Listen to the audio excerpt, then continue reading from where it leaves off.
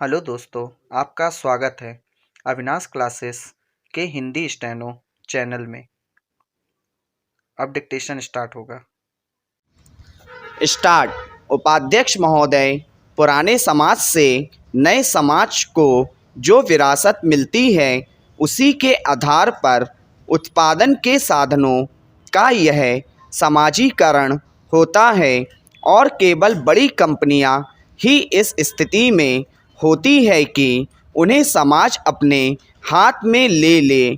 पूंजीवादी विकास ही उन्हें इसके लिए तैयार करता है। इन बड़े कारखानों में मालिकों और उत्पादन क्रिया के बीच कोई भी संबंध नहीं होता, सिवाय इसके कि कंपनी हिस्सेदारों को मुनाफा या ब्याज देती है। उत्पादन को मजदूर और कर्मचारी चलाते हैं और जब कारखानों का स्वामित्व समाज के हाथ में चला जाता है तो उससे उनके काम में कोई अंतर नहीं पड़ता।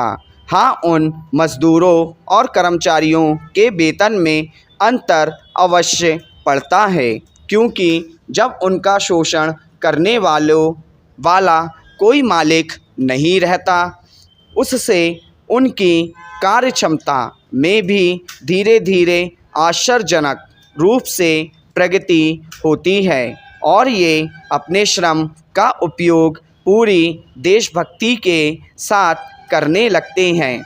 लेकिन क्रांति के अगले रोज ही हर एक को समाजवाद को मानने के लिए विवश नहीं किया जाता।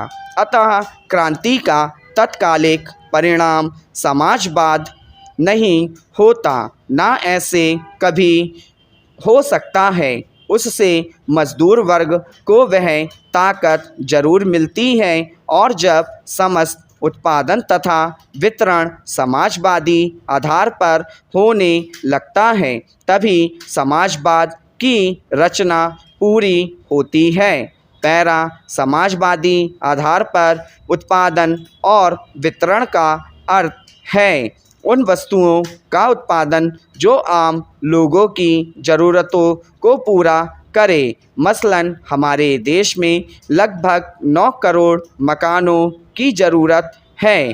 करोड़ों के पास सर्दी से पर्याप्त क्या साधारण ऊनी कपड़े तक नहीं होते, पैरों में जुराबे जूते नहीं होती। अतः समाजवादी उत्पादन में सर्वप्रथम इन चीज़ों को प्रमुखता दी जाती है।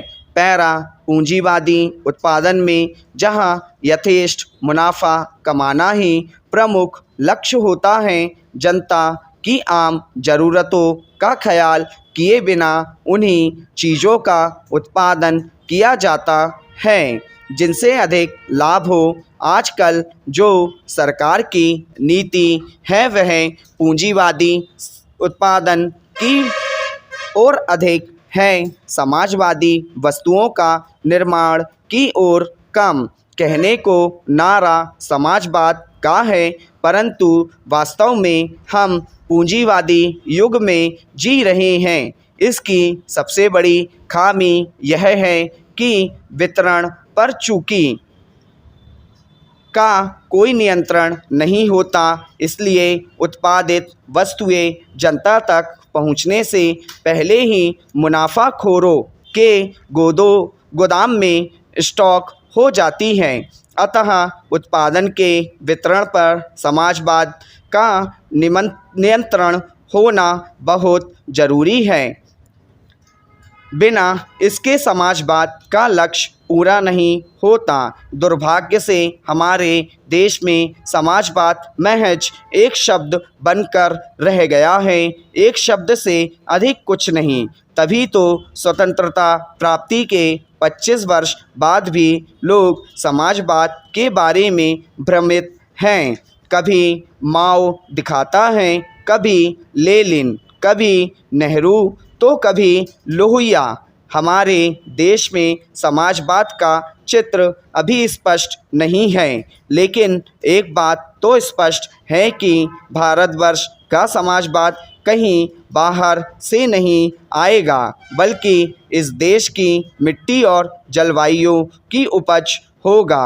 हमें समाजवाद लाने के लिए दूसरे देशों से सलाह मशवरा नहीं करना, बल्कि अपने देश के वातावरण को देखकर उसी के मुताबिक समाजवाद के ढांचे को तैयार करना और